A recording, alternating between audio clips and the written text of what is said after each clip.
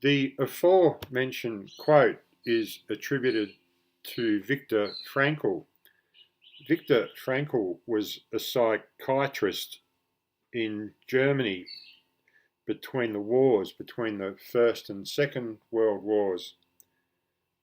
But as a Jew, he was taken into the Nazi concentration camps.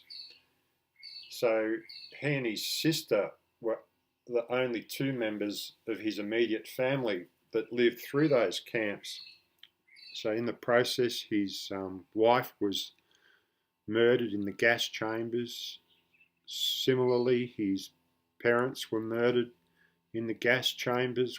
One of his brothers died in a work camp.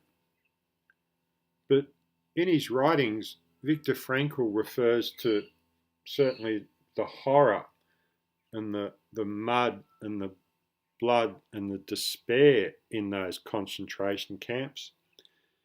But he also talks about how by managing his thoughts and managing his emotions, he could look beyond all the horror and he could see and find meaning in the stars and in the moon and the sun.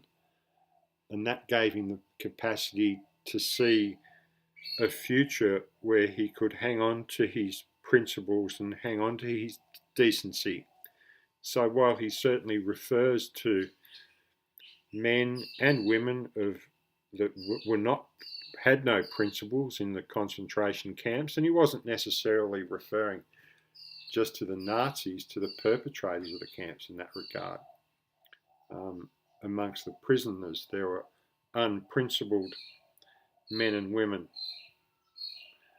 But he went on to become an eminent psychotherapist post the war and into the 1950s and 60s.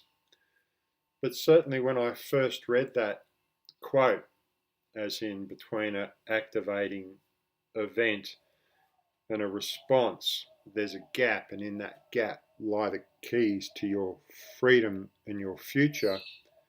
It took me a minute to work it out, but what he's referring to there in that gap between the activating event and between your behaviour, there lie your thoughts and there lie your feelings.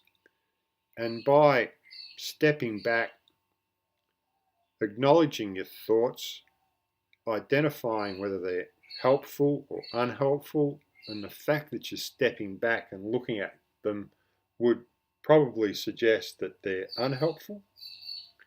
But by challenging them and by appropriately managing your emotions, you have the keys and you have the capacity to rewrite your new future in a positive, pro-social manner, underpinned by your decency and your pro-social principles. So good luck with this module. I certainly look forward to meeting with you and seeing how you're progressing through these worksheets.